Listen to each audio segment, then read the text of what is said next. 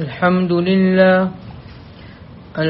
لله نحمده ونستعينه ونستغفره ونؤمن به ونتوكل عليه ونعوذ بالله من شرور أنفسنا ومن سيئات أعمالنا من يهده الله فلا مضل له ومن يضلله فلا هادي له ونشهد أن لا إله إلا الله وحده لا شريك له ونشهد أن سيدنا وشفيعنا ومولانا محمدا عبده ورسوله صلى الله عليه وعلى آله وصحبه وبارك وسلم تسليما كثيرا أما بعد قال الله تبارك وتعالى في القرآن المجيد فأعوذ بالله من الشيطان الرجيم بسم الله الرحمن الرحيم ومن آياته أن خلق لكم من أنفسكم أزواجا لتسكنوا إليها وجعل بينكم مودة ورحمة وقال تبارك وتعالى وعاشروهن بالمعروف فإن كرهتموهن فعسى أن تكرهوا شيئا ويجعل الله فيه خيرا كثيرا صدق الله العظيم. وعن أبي هريرة رضي الله تعالى عنه قال رسول الله صلى الله عليه وسلم استوصوا بالنساء خيرا فإن المرأة خلقت من ضلع إلى آخر الحديث. وعن أبي هريرة رضي الله تعالى عنه قال رسول الله صلى الله عليه وسلم لا يفرق مؤمن مؤمنة إن كرهها منها خلقا رضي منها آخر أو كما قال النبي صلى الله عليه وسلم. محترم حضرات، دین نام ہے حقوق کی ادائیگی کا. حقوق دو طرح کے ہیں، حقوق اللہ، حقوق العباد. حقوق اللہ یعنی اللہ کے حقوق، جیسے نماز، روزہ، زکوٰۃ، حج، یہ سب حقوق اللہ کہلاتے ہیں. اس کو بھی ادا کرنا ضروری ہے. اللہ کے حقوق بجا لانا، اللہ کے حقوق کو ادا کرنا. دوسرے حقوق ہے حقوق العباد، بندوں کے حقوق. بندوں کے حقوق کی بھی ایک لمبی فہرست ہے. شوہر کے حقوق، بیوی کے حقوق، ماں باپ کے حقوق، اولاد کے حقوق، پڑوسیوں کے حقوق، مہمانوں کے حقوق، رشتہ داروں کے حقوق، یہ سب بندوں کے حقوق کہلاتے ہیں. آج کا موضوع ہے بیوی کے حقوق. بیوی کے متعلق قرآن میں اور حدیث پاک میں کس بات کی تاکید کی گئی؟ اللہ تبارک و تعالی نے قرآن مجید میں میاں بیوی کے تعلقات، اس کے جزوی سے جزوی مسائل کو بھی بیان کیا. حالانکہ قرآن تفصیلات میں نہیں جاتا، قرآن اصولی بات بیان کرتا ہے۔ جیسے نماز ایک اہم عبادت ہے، نماز کے متعلق 73 جگہ پر اللہ نے نماز کو قائم کرنے کا حکم دیا، لیکن صرف اجمالی طور پر، بس یوں کہہ دیا وَآتُوا الزَّکاۃَ وَأَقِیمُوا الصَّلَاۃَ، زکوٰۃ ادا کرو، نماز قائم کرو۔ اب نماز کے متعلق کیا تفصیلات ہے، قرآن نے اس کو بیان نہیں کیا۔ فجر میں کتنی نمازیں، کتنی رکعتیں، ظہر میں کتنی، عصر میں کتنی، نماز میں کتنے فرائض ہے، نماز کن کن چیزوں سے ٹوٹ جاتی ہے، نماز کا کیا طریقہ ہے، یہ ساری تفصیلات قرآن میں نہیں ہے، بلکہ یہ ساری تفصیلات حضور پاک صلی اللہ علیہ وسلم نے احادیث مبارکہ میں بیان فرمائی۔ اور حضور پاک صلی اللہ علیہ وسلم نے فرما دیا صلو کما رأیتمونی اصلی، تم نماز پڑھو جس طریقے سے مجھے نماز پڑھتا ہوا دیکھا ہے۔ تو قرآن تو اصول بیان کرتا ہے، حضور پاک صلی اللہ علیہ وسلم کے ارشادات سے، حضور پاک صلی اللہ علیہ وسلم کے عمل سے نماز کی تفصیلات معلوم ہوتی ہے۔ اسی طرح جس طرح نماز کے متعلق قرآن نے اصول بیان کیا، اسی طرح زکوٰۃ ہے، زکوٰۃ کے متعلق بھی صرف یہی کہا وآتوا الزکاۃ، زکوٰۃ ادا کرو۔ زکوٰۃ کا نصاب کیا ہے، زکوٰۃ کتنی نکالنی ہے، کن لوگوں کو ادا کرنی ہے، یہ ساری جو تفصیلات ہے، یہ تفصیلات قرآن میں موجود نہیں ہے، قرآن اصول بیان کرتا ہے۔ لیکن میاں بیوی کے مسائل اور میاں بیوی کے جو تعلقات ہیں، قرآن نے چھوٹی سے چھوٹی چیز کو بھی بیان کیا۔ جہاں میاں بیوی کے تعلقات اور میاں بیوی کے مسائل کا تذکرہ آیا تو قرآن مجید اس کی چھوٹی سے چھوٹی چیز کو بیان کر رہا ہے۔ یعنی اگر میاں بیوی میں کوئی ناگواری پیدا ہو جائے تو اب کیا کرنا، قرآن اس کے متعلق بھی حکم بیان کر رہا ہے۔ اسی طرح شوہر بیوی کے ساتھ کیسے رہے گا، اس کی بھی تفصیل ہے۔ گویا قرآن میں میاں بیوی کے تعلقات کے متعلق جزوی سے جزوی چیز کو بیان کیا، فروعی مسائل کو بھی بیان کیا۔ کیوں؟ اس کی وجہ ہے کہ اگر میاں بیوی کے تعلقات درست رہے، میاں بیوی کے تعلقات ٹھیک رہے تو پورا معاشرہ، پوری سوسائٹی کی بنیاد میاں بیوی پر ہے کہ اگر میاں بیوی کے تعلقات خوشگوار ہے، شوہر بیوی کے حق ادا کر رہا ہے اور بیوی شوہر کے حقوق ادا کر رہی ہے تو وہ گھر جنت کا نمونہ ہے، سکون ہے، اس گھر میں محبتیں ہے، گھر میں رہنے کو جی چاہتا ہے۔ بیوی کا ایک ہونا، میاں بیوی کا ایک ہونا، نیک ہونا، یہ دنیا ہی میں اس کے لیے جنت ہے۔ اس لیے تعلقات کے ٹھیک ہونے پر، تعلقات کے استوار ہونے پر اللہ دنیا ہی کے اندر جنت کی مزہ دے دیتے ہیں، وہ سکون، خوشگواریاں اللہ تعلقات کے خوشگوار ہونے پر عطا فرماتے ہیں۔ لیکن اگر میاں بیوی کے تعلقات ٹھیک نہیں ہے، جہاں شوہر گھر میں آیا لڑائی جھگڑے شروع، نہ سلام نہ کلام، جتنی دیر میں میاں گھر میں رہیں گے جھگڑا ہی جھگڑا ہے، تو گھر والے بھی یہ چاہیں گے یہ مصیبت کہاں سے آئی کہ جلدی سے چلی جائے۔ یہ کیا ہوا؟ تعلقات خوشگوار نہیں ہے۔ اس کا نقصان کیا ہوگا؟ جب تعلقات خوشگوار نہیں ہوں گے، بڑے جب لڑائی جھگڑے کریں گے، ایک دوسرے کو گالیاں دیں گے، تو چھوٹے بھی بڑوں سے یہی سیکھیں گے۔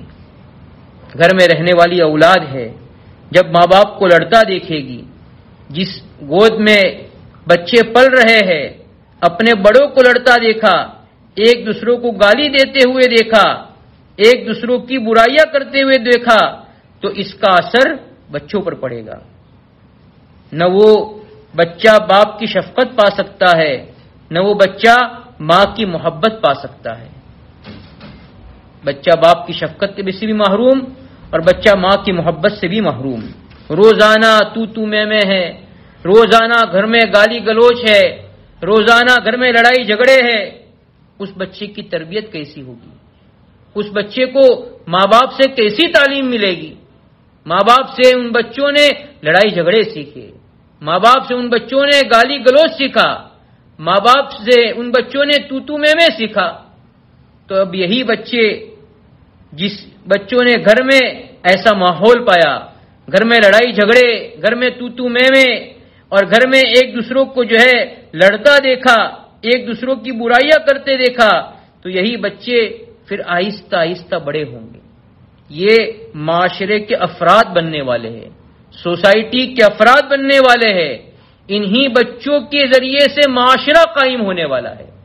یہی بچے باہر جائیں گے، گلیوں میں جائیں گے، محلوں میں جائیں گے، جو گھر میں سیکھا وہی چیزیں محلوں میں ہے، جو گھر میں دیکھا وہی چیزیں وہ محلے میں دوستوں کے ساتھ کریں گے۔ ماں باپ کی جیسی تربیت ویسا بچوں کے اندر اثر آئے گا۔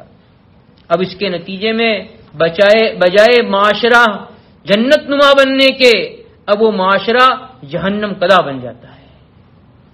اس لیے بہت ضروری ہے کہ ہمارے تعلقات، میاں بیوی کے تعلقات خوشگوار رہے۔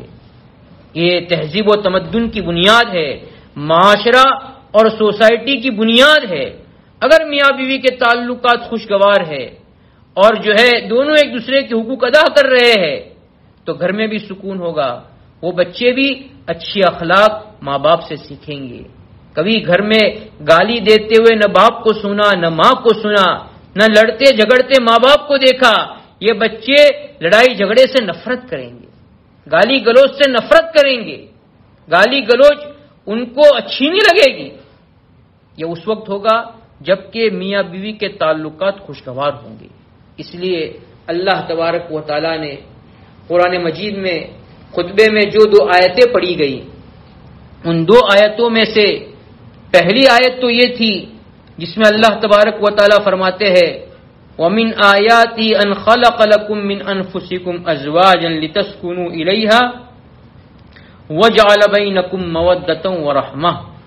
اس آیت میں اللہ تبارک و تعالی اسی مضمون کی طرف اشارہ کر رہے ہیں کہ میاں بیوی کے تعلقات خوشگوار ہونے چاہیے، گھر سکون کا ذریعہ ہونا چاہیے۔ اللہ فرماتے ہیں وَمِنْ آیَاتِهِ، اللہ کی نشانیوں میں سے، آیات کہتے اللہ کی نشانی کو، قدرت کی نشانی، جیسے آسمان قدرت کی نشانی ہے، زمین قدرت کی نشانی ہے، سورج قدرت کی نشانی ہے، چاند قدرت کی نشانی ہے، یہ سب اللہ کی نشانیاں ہیں۔ ان سب چیزوں کو دیکھ کر اللہ کی پہچان ہوتی ہے، اللہ کی معرفت حاصل ہوتی ہے، تو یہ سب قدرت کی نشانیاں ہیں۔ اللہ فرماتے ہیں وَمِنْ آیَاتِهِ، اللہ کی نشانیوں میں سے، قدرت کی نشانیوں میں سے یہ بھی ہے کہ تمہارے ہی اندر سے تمہارے لیے اللہ نے جوڑے پیدا کیے۔ پھر آگے فرمایا یعنی عورتیں پیدا فرمائی، اور پھر آگے فرماتے تاکہ نکاح کرنے کے بعد دونوں ایک دوسرے سے سکون حاصل کرے۔ دیکھو نکاح سکون کا ذریعہ ہے۔ اللہ کیا فرماتے ہیں لِتَسْكُنُوا إِلَيْهَا، نکاح کیوں کیا جاتا ہے؟ نکاح اس لیے نہیں کیا جاتا کہ 1 مہینے کی خوشی اور بعد میں پھر لڑنا جھگڑنا، نکاح اس لیے ہوتا ہے تاکہ اللہ فرماتے لِتَسْكُنُوا إِلَيْهَا، اس سے ایک دوسروں سے سکون حاصل کیا جائے۔ علماء نے لکھا ہے جب شوہر بیوی کے حق ادا کرے گا، بیوی شوہر کے حقوق ادا کرے گی تو وہ گھر سکون کا ذریعہ بن جائے گا، اس گھر میں سکون آئے گا۔ سکون بھی کیسا؟ مفسرین نے تفسیر میں لکھا ہے جسمانی سکون بھی اللہ دیں گے، روحانی سکون بھی اللہ دیں گے، قلبی سکون بھی اللہ دیں گے اور دماغی سکون بھی اللہ دیں گے۔ سارا باہر کا ٹینشن گھر میں آ کر بیوی سے ملنے پر وہ ٹینشن دور ہو جائے گا۔ کب؟ جبکہ گھر میں رہنا، گھر کا رہن سہن صحیح ہوگا۔ گھر میں آنے کے بعد جیسے گھر میں آئے، گھر کے باہر کا ٹینشن سارا کا سارا باہر رکھ کر آئے۔ اگر وہ ٹینشن گھر میں لے کر آئے اور وہ سارا ٹینشن بیوی کو دے رہے، بیوی سے لڑ رہے ہیں، تو اب گھر سکون کا ذریعہ نہیں بنے گا. گھر میں سکون لانے کے لیے ضروری ہے. اللہ تو قرآن میں یوں کہتے ہر طرح کا سکون اللہ دیں گے. اور اللہ نے نکاح مشروع ہی اسی لیے کیا ہے تاکہ شوہر کو بیوی سے، بیوی کو شوہر سے سکون ملے، قلبی سکون ملے، جسمانی سکون ملے. اللہ دماغی سکون عطا فرمائے. تمام وساوس، تمام برے خیالات، اس کا حل نکاح ہے. اللہ نے جو جذبہ رکھا ہے، ہر طرح کا سکون اللہ نے نکاح میں رکھا ہے. نکاح ہو جانے کے بعد اللہ قلبی سکون بھی دیتے ہیں، اللہ روحانی سکون بھی دیتے ہیں، اللہ جسمانی سکون بھی دیتے ہیں، اور اللہ دماغی سکون بھی دیتے ہیں. اور آگے اللہ فرماتے ہیں وَجَعَلَ بَيْنَكُمْ مَوَدَّةً وَرَحْمَةً. اللہ تبارک و تعالی میاں بیوی کے درمیان، پہلے تو دونوں اجنبی تھے، اب جہاں نکاح ہو گیا دونوں کے درمیان اللہ محبت اور شفقت کے جذبات پیدا فرما دیتے ہیں. یہ جذبہ کس نے ڈالا؟ اللہ نے ڈالا. پہلے دونوں اجنبی ہے، دونوں ایک دوسرے کو دیکھ نہیں سکتے ہیں، جہاں نکاح ہو گیا میاں بیوی بن گئے. اب بیوی کی تکلیف پر شوہر کو نیند نہیں آتی، شوہر کی تکلیف پر بیوی کو نیند نہیں آتی. یہ کیا ہے؟ یہ اللہ نے شفقت پیدا کر دی، اللہ نے رحمت پیدا کر دی کہ ایک دوسروں کی تکلیف دیکھی نہیں جاتی، اس کو دور کرنے کی ایک دوسرے کوشش کرتے ہیں. شوہر کوشش کرتا ہے بیوی کی بیماری دور ہو جائے، بیوی کوشش کرتی ہے کہ شوہر کی بیماری دور ہو جائے. اس کے لیے علاج کرنا، اس کے لیے دوائیاں لانا، جو ہو سکتا ہے وہ اس لائن کی خدمت کی جاتی ہے. یہ اللہ نے جو رحمت کا اور اللہ نے جو شفقت کا جذبہ رکھا اسی کا یہ نتیجہ ہے. تو اللہ تبارک و تعالی فرماتے ہیں کہ ہر طرح کا سکون اللہ عطا فرمائیں گے.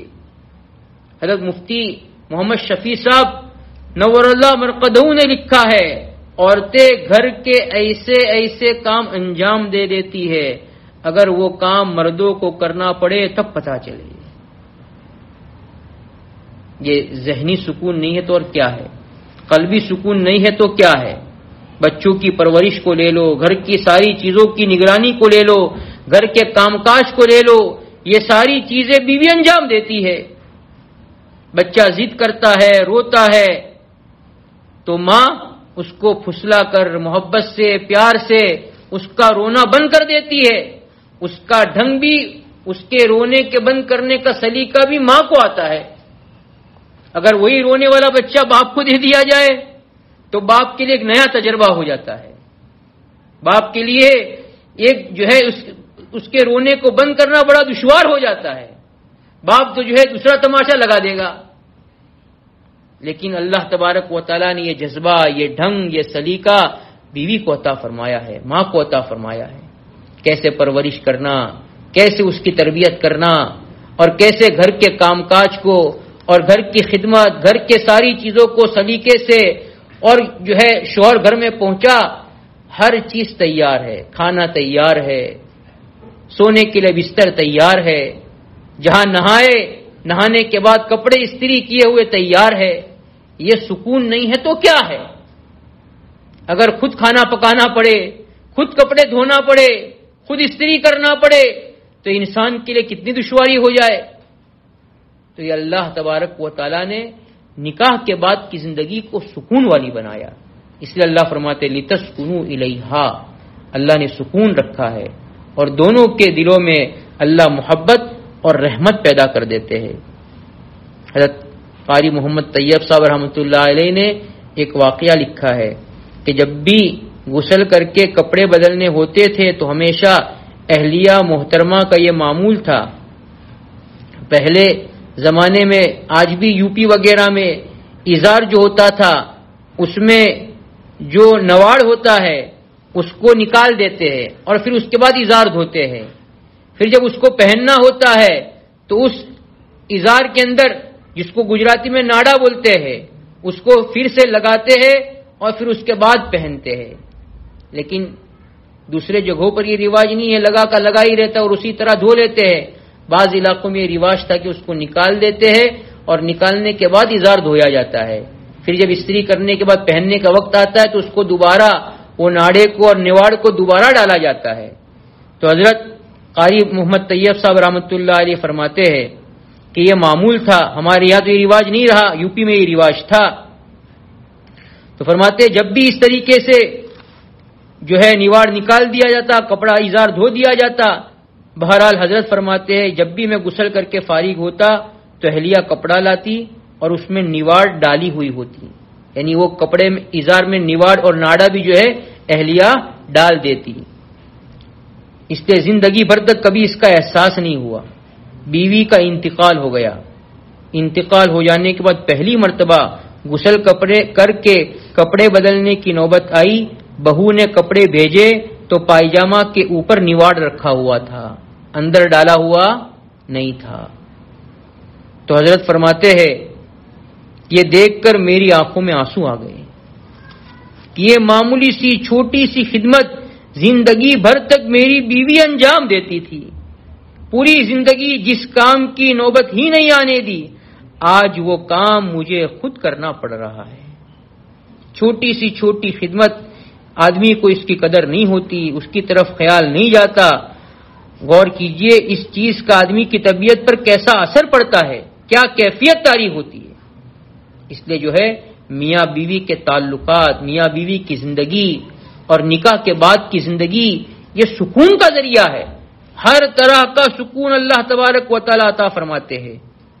اس لیے جو ہے ایک دوسروں کی قدر کرنی چاہیے، شوہر بیوی کی قدر کرے، بیوی شوہر کی قدر کرے، اور دونوں ایک دوسرے کے حقوق کی ادائیگی کا اہتمام کرے۔ اسی لیے اللہ تبارک و تعالیٰ نے قرآن مجید میں جو آیت پڑھی گئی اس میں اللہ تبارک و تعالیٰ فرماتے ہیں وَعَاشِرُوهُنَّ بِالْمَعْرُوفِ، یہ اللہ تبارک و تعالیٰ کی طرف سے وہ حکم ہے جو مردوں کو کہا جا رہا ہے، بڑی تاکید کی جا رہی ہے، بلکہ یوں کہنا چاہیے اللہ نے وَعَاشِرُوا امر کا یعنی حکم دیا۔ اس آیت میں اللہ کیا فرماتے ہیں؟ اس آیت میں یہ سورہ نساء کی آیت کا ٹکڑا ہے۔ اس آیت میں اللہ تبارک و تعالیٰ فرماتے ہیں عورتوں کے ساتھ، بیویوں کے ساتھ حسن سلوک اور اچھے اخلاق کے ساتھ زندگی گزارو۔ وَعَاشِرُوهُنَّ بِالْمَعْرُوفِ، پہلے زمانے جاہلیت میں عورتوں کے حقوق کے معاملے میں بہت زیادہ لاپرواہی برتی جاتی تھی۔ اسلام مذہب نے عورتوں کو جو حقوق دیے ہیں، بیویوں کو جو حقوق دیے ہیں، وہ کسی اور مذہب نے نہیں دیے ہیں۔ یہ اسلام کی خصوصیت ہے، اسلام کا کمال ہے کہ اللہ تبارک و تعالیٰ قرآن مجید میں فرماتے ہیں وَعَاشِرُوهُنَّ بِالْمَعْرُوفِ کہ بیویوں کے ساتھ حسن سلوک اور اچھی معاشرت اور اچھا برتاؤ کرو، امر کا صیغہ ہے۔ اللہ تبارک و تعالیٰ تاکید کر رہے ہیں کہ اپنی بیویوں کے ساتھ اچھا برتاؤ کیا جائے۔ ایک بزرگ گزرے، انتقال ہو گیا، مولانا حکیم محمد اختر صاحب رحمۃ اللہ علیہ، پڑوس ملک میں رہتے تھے۔ وہ اس کو ایک مثال سے سمجھاتے تھے کہ یہاں وَعَاشِرُوهُنَّ بِالْمَعْرُوفِ حکم کرنے والی ذات اللہ کی ہے، اللہ کہہ رہے ہیں، اللہ سفارش کر رہے ہیں کہ بیویوں کے ساتھ اچھا برتاؤ کرو۔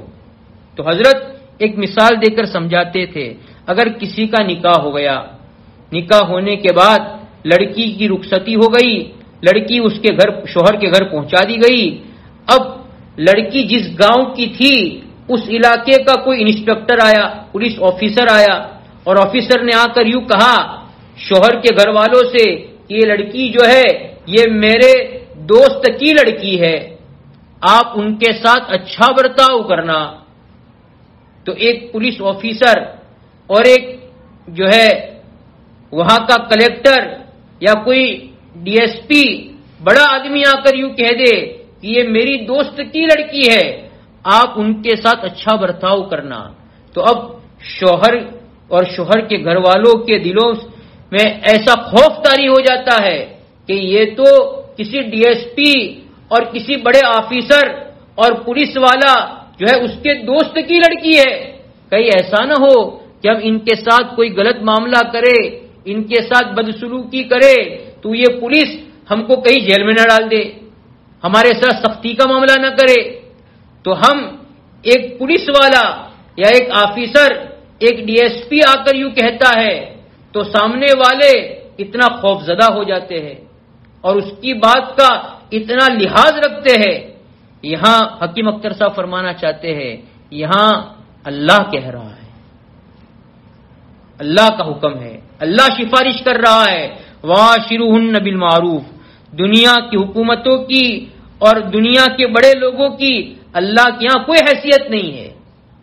یہاں تو اللہ تبارک و تعالیٰ تاکید کر رہا ہے وَعَاشِرُوهُنَّ بِالْمَعْرُوفِ. یہ جو بندی، یہ جو بیوی بنا کر آپ کے گھر رخصت ہو کر آئی ہے وہ آپ کی بیوی ہے لیکن وہ میری بندی ہے. اللہ سمجھانا چاہتے ہیں کہ تم ان کے ساتھ بھلائی کا سلوک کرنا، ان کے ساتھ اچھا سلوک کرنا. ایک مومن کو مومن ہونے کے ناطے اللہ کی طرف سے کی جانے والی یہ تاکید اس کی طرف کتنی توجہ دینی چاہیے. یہ حکیم اختر صاحب اس مثال سے یہ سمجھانا چاہتے ہیں. حضرت مولانا اشرف علی تھانوی نور اللہ مرقدہ نے بھی اس کی طرف متوجہ کیا ہے کہ یہ اللہ کی طرف سے سفارش ہے اور تاکیدی حکم ہے، اس لیے جو ہے اس کی طرف توجہ کرنے کی ضرورت ہے. تو اس آیت کا ترجمہ ہے وَعَاشِرُوهُنَّ بِالْمَعْرُوفِ کہ تم بیویوں کے ساتھ اچھا سلوک کرو، ان کے ساتھ اچھا برتاؤ کرو. آگے کیا فرمایا؟ فَإِن كَرِهْتُمُوهُنَّ. اگر قربان جائیے اللہ تبارک و تعالیٰ نے جزوی سے جزوی چیز کو بھی بیان کیا. یہی سب چیزیں ہیں جو قرآن میں میاں بیوی کے تعلقات کو بیان کر رہی ہے. اللہ فرماتے فَإِن كَرِهْتُمُوهُنَّ. اگر شادی ہونے کے بعد دونوں ساتھ میں رہیں گے، کبھی ایسا ہو سکتا ہے شوہر کو بیوی کا مزاج پسند نہ آئے، بیوی کو شوہر کا مزاج پسند نہ آئے. اب پسند نہ آنے کی وجہ سے کوئی ایسی بات مزاج کے خلاف ہو جائے. فَإِن كَرِهْتُمُوهُنَّ. اللہ فرماتے ہیں اگر تم کو بیوی کی کوئی بات ناپسند ہو، مزاج کے خلاف کوئی بات پیش آ جائے، عورت ہے، کوئی ایسی بات ہو سکتی ہے، یہ ضروری نہیں ہے کہ ہر وقت ہمارے مزاج کے مطابق ہی باتیں پیش آتی رہے. کوئی بات بیوی کی طرف سے مزاج کے خلاف پیش آ سکتی ہے. تو اللہ فرماتے فَإِن كَرِهْتُمُوهُنَّ. اگر تم کو بیوی کی کوئی بات ناپسند ہو، جس کے نتیجے میں اللہ کیا فرماتے فَعَسَىٰ أَن تَكْرَهُوا شَيْئًا وَيَجْعَلَ اللَّهُ فِيهِ خَيْرًا كَثِيرًا. اللہ تبارک و تعالیٰ فرماتے ہیں اگر تمہیں ان کی کوئی بات اچھی نہ لگے تو ان کے ساتھ غلط سلوک مت کرنا، ان کے ساتھ ناروا سلوک مت کرنا. کیا فرماتے ہیں اگر تم کو کوئی بات ناپسند ہو تو ہو سکتا ہے کہ اس میں اللہ نے بھلائیاں بھی تو رکھی ہے، تم ان کی بھلائیوں پر غور کرو، ان کے اچھائیوں پر غور کرو. ہر انسان اس دنیا کے اندر کوئی چیز ایسی ہے ہی نہیں کہ اس میں خیر ہی خیر ہو. خیر بھی ہے، شر بھی ہے، خیر بھی ہے، شر بھی ہے. انسان ہے ہی ایسا کہ اس سے خیر بھی پہنچ سکتی ہے اور اس سے تکلیف بھی پہنچ سکتی ہے. مزاج سب کا اللہ نے الگ الگ بنایا ہے. کوئی بات ہمارے مزاج کے مطابق پیش آ سکتی ہے، کوئی بات مزاج کے خلاف پیش آ سکتی ہے. تو اللہ تبارک و تعالیٰ فرماتے ہیں وَيَجْعَلَ اللَّهُ فِيهِ خَيْرًا كَثِيرًا. اللہ نے تو اس میں بہت ساری خیر رکھی، اس لیے اس کی جو بہت ساری خیر ہے ان خیر کی طرف نگاہ کرو. اور یہ سمجھو جب ان کی طرف سے، بیوی کی طرف سے کوئی بات مزاج کے خلاف پیش آ جائے تو ایسے موقع پر کیا سمجھنا. حدیث پاک میں حضور پاک صلی اللہ علیہ وسلم نے اس کی بھی تاکید فرمائی. چنانچہ حضرت ابو ہریرہ رضی اللہ تعالیٰ عنہ سے روایت ہے، فرماتے ہیں کہ حضور پاک صلی اللہ علیہ وسلم نے ارشاد فرمایا کوئی ایمان والا مرد ایمان والی عورت سے بغض نہ رکھے. اگر کوئی عادت اس کی ناپسند ہے تو اس کی کوئی دوسری بات اس کو اچھی بھی لگتی ہے. کھانا بنا دیتی ہے، کپڑے استری کر دیتی ہے، ہمارے کپڑے دھو دیتی ہے، اور جو اچھی اچھی خوبیاں ہے عورت کی طرف سے جو خیر ہم کو پہنچ رہی ہے، جو فائدہ ہم کو پہنچ رہا ہے، فرمایا اس پر غور کرو. جب اس پر غور کریں گے، جب اس کو سوچیں گے تو اس کے نتیجے میں دل میں جو ناگواری ہوئی ہے، ایک بات مزاج کے خلاف پیش آئی ہے، اس سے جو تکلیف پیدا ہوئی ہے، فرمایا یہ تکلیف ختم ہو جائے گی. اس لیے کہ سب میں خوبیاں ہی خوبیاں ہو، خیر ہی خیر ہو، ایسا نہیں ہے، بلکہ دنیا کی ساخت اور بناوٹ ہی ایسی ہے کہ اس میں خیر بھی ہے، شر بھی ہے، بھلائی بھی ہے، برائی بھی ہے، دونوں چیزیں ملی ہوئی ہے۔ اس لیے اللہ تبارک و تعالیٰ بھی اور حضور پاک صلی اللہ علیہ وسلم بھی یہ سمجھانا چاہتے ہیں کہ نفرت کو، اس مزاج کے خلاف بات پیش آنے پر بجائے اپنے دل میں نفرت پیدا کرنے کے اپنا مزاج ایسا بنانا چاہیے کہ ہم اس موقع پر اس کی طرف سے جو نفع پہنچ رہا ہے، جو خیر پہنچ رہی ہے، اس کو سوچے اور ہمارا مزاج شکر ادا کرنے کا بنائے۔ اسی لیے ایک آقا نے ککڑی کی کاش کاٹ کر اپنے غلام کو دی، اس نے اس کو کھائی، لیکن کوئی ایسا تاثر نہیں دیا، اپنے چہرے سے بھی ذرہ برابر ظاہر نہیں ہونے دیا کہ یہ ککڑی کڑوی ہے۔ اس غلام نے کھا لی، حالانکہ بہت کڑوی تھی، جیسے میٹھی کھائی جاتی ہے ایسا رغبت سے کڑوی نہیں کھائی جاتی ہے، لیکن اس نے کھا لی۔ پھر جب آقا نے اپنے منہ میں رکھی تب آقا کو پتا چلا، دو ٹکڑے کیے تھے، ایک غلام کو دیا تھا اور ایک اس نے آقا نے خود کھائی۔ جب آقا نے کھائی تب پتا چلا یہ تو بہت کڑوی ہے، تو اس نے اپنے غلام سے کہا، اللہ کے بندے تو نے بتلایا کیوں نہیں کہ ککڑی تو اتنی کڑوی ہے؟ تو اس کا جواب کیا تھا؟ بس یہی جواب جو حدیث پاک میں آیا، اس کا جواب یہ تھا، اس نے یوں کہا، یہ ہم لوگوں کے لیے قابل عبرت ہے۔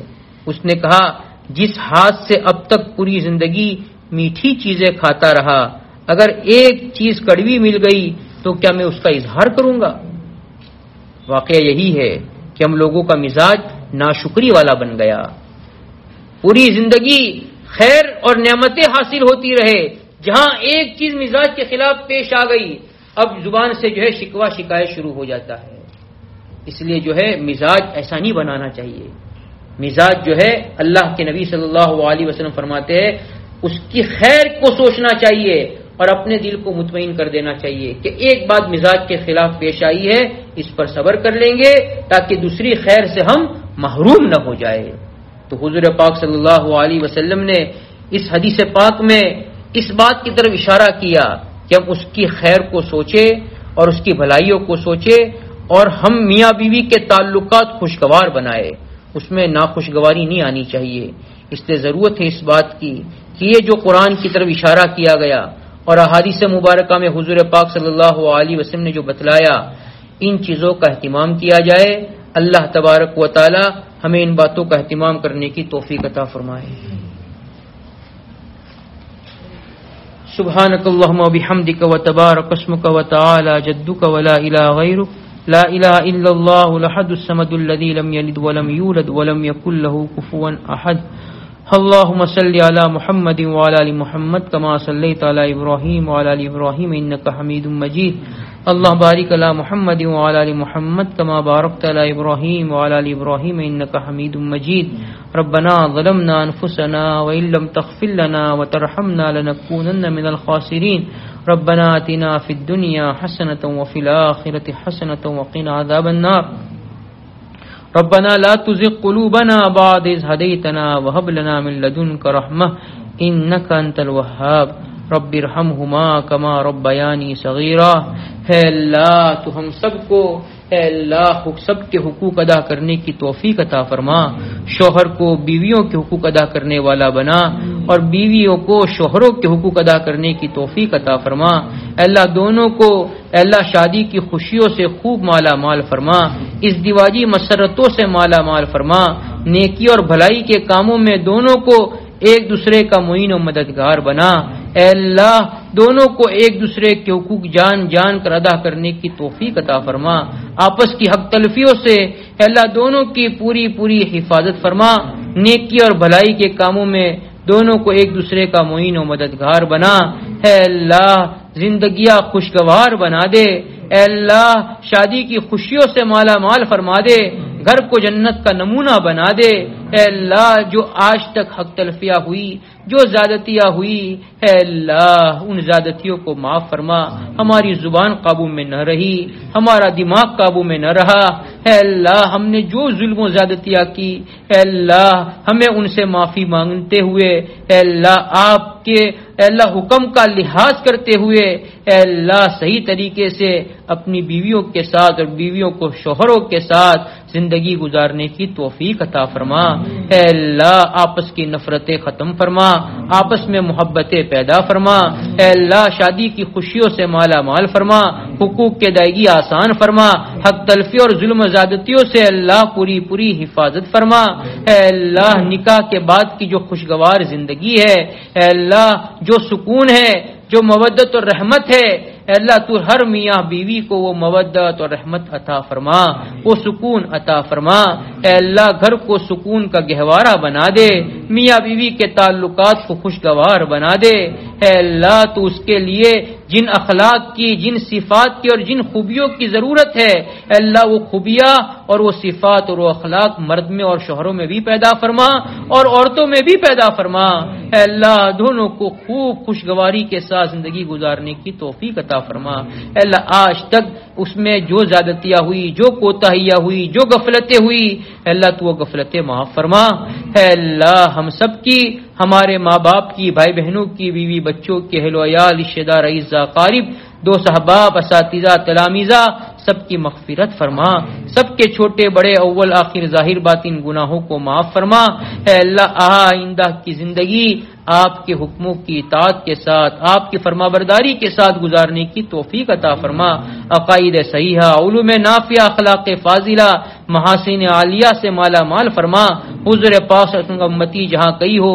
ہر ایک کے ایمان اعمال جان مال عزت و آبرو کی حفاظت فرما پریشان حالوں کی پریشانیاں دور فرما بیماروں کو شفائے کاملہ دائمہ اجرہ مستقرہ نصیب فرما بے روزگار حلال وسعت و برکت والے روزگار عطا فرما بے نکاحی جوڑوں کو نیک صالح جوڑے عطا فرما بے اولادوں کو اولاد عطا فرما نافرمان اولاد کو فرمانبردار بنا دے اللہ یہ رمضان کا مہینہ آپ نے اپنے فضل سے عطا فرمایا ہے معلوم نہیں ہے آئندہ رمضان کون رہتا ہے کون نہیں رہتا اے اللہ یہ رمضان کی کچھ گھڑیاں باقی رہ گئی ہے اے اللہ ہم نے تو رمضان کا پورا مہینہ غفلتوں کے ساتھ گزار دیا اے اللہ تو ہماری غفلتوں کو معاف فرما اے اللہ کہیں ایسا نہ ہو کہ یہ رمضان کا مہینہ پورا ہو اے اللہ فرشتے نے بددعا دی ہلاک ہو جو وہ شخص جس نے رمضان کا مہینہ پایا ہو اور اس کی مغفرت نہ ہوئی ہو اے اللہ اس پر نبی نے آمین کہا ہے اے اللہ اس محرومی سے ہمارے ماں باپ بھائی بہن بیوی بچے اور پوری امت کی حفاظت فرما اے اللہ جب رمضان کا مہینہ پورا ہو اے اللہ ہم اور پوری امت رحمت کے حقدار بن چکے ہو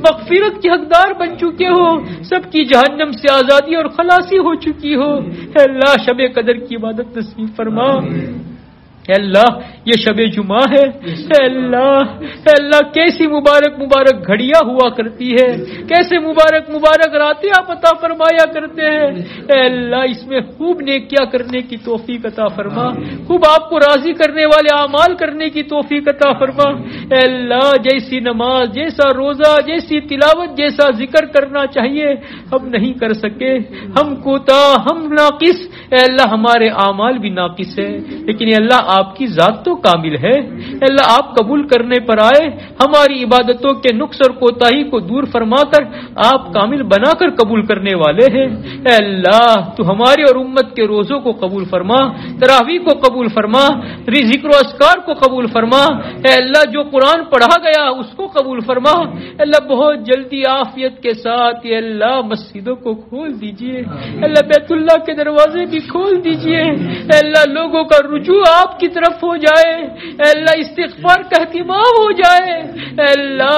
مسجدوں میں آ کر لوگ آپ کے سامنے سجدہ کرتے تھے اے اللہ لوگ آپ کے سامنے رویا کرتے تھے اے اللہ ہم اس بڑی خیر سے امت اس بڑی خیر سے محروم ہو گئی اے اللہ تو ہمارے جرم عظیم کو معاف فرما اے اللہ تو ہمیں ان خیر سے محروم نہ فرما اے اللہ اپنی رحمتوں سے محروم نہ فرما اے اللہ تو سب کو نواز دے سب کی مغفرت کے فیصلے فرما دے۔ اے اللہ تو اپنے فضل کا معاملہ فرما دے۔ اے اللہ اپنے رحم و کرم سے اے اللہ ہم سب کو نواز دیجئے۔ اے اللہ اپنے غضب کو امت پر سے ہٹا دیجئے۔ اے اللہ اپنے وقت پر ہم سب کا خاتمہ ایمان پر فرمائیے۔ اے اللہ اس کورونا وائرس کو پوری دنیا سے ختم فرما دیجئے۔ اے اللہ بہت سارے لوگ اے اللہ اب بھی ان بیماریوں میں مبتلا ہے۔ اے اللہ ہمارے بڑے بڑے علماء اس میں مبتلا ہے۔ اے اللہ علماء دیوبند اے اللہ آج بھی ان کی خبریں آئی کہ اللہ وہ ان بیماریوں کے اندر مبتلا ہے، سانس پورا نہیں مل رہا ہے۔ اے اللہ ایسے بڑے بڑے چوٹی کے علماء اے اللہ ان کے علم سے اے اللہ امت کو نفع پہنچتا ہے۔ اے اللہ امت ان سے استفادہ کرتی ہے۔ اے اللہ ان کا چلا جانا علم کا رخصت ہو جانا ہے۔ اے اللہ امت کو بڑی خیر سے محرومی ہو جایا کرتی ہے۔ اے اللہ ایسے مشفق علماء سے امت کو محروم نہ فرما۔ اے اللہ ان کے علم سے امت کو محروم نہ فرما۔ اے اللہ ان کو جلد از جلد شفا دے کر، صحت دے کر، تندرستی دے کر، اور جو بھی بیمار ہے اللہ سب کو شفائے کاملہ نصیب فرما۔ اللہ جو مر چکے ہیں اللہ مرحوم ہو چکے ہیں ان کی مغفرت فرما، ان کی قبر کو جنت کا باغ بنا دے۔ جو ان بیماریوں سے بچے ہوئے آئندہ بھی ان کو بچائے رکھیو۔ اللہ سب کو صحت، قوت، عافیت، سلامتی عطا فرما دیجیو۔ اے اللہ تو ہم سے راضی ہو جا، ہمیں اپنے سے راضی فرما لے۔ اے اللہ جو مانگا وہ بھی عطا فرما، جو مانگنے سے رہ گئے بھی اپنی شان عطا فرما دیجئے۔ آج تک حضور پاک صلی اللہ علیہ وسلم نے، صحابہ نے، تابعین، تبع تابعین اور آپ کے نیک بندے بندیوں نے جو اچھی دعائیں آپ سے مانگی اللہ وہ ساری دعائیں ہمارے حق میں اور پوری امت کے حق میں قبول فرما۔ جن چیزوں سے پناہ چاہیے ان تمام چیزوں سے ہماری اور امت کی پوری حفاظت فرما۔ جزا اللہ عنا محمد بما هو آلہ صلی اللہ علیہ وسلم۔ ربنا تقبل منا انک انت السمیع العلیم وتب علینا انک التواب الرحیم۔ سبحان ربک رب العزة عما یصفون وسلام علی المرسلین والحمد للہ رب العالمین برحمتک۔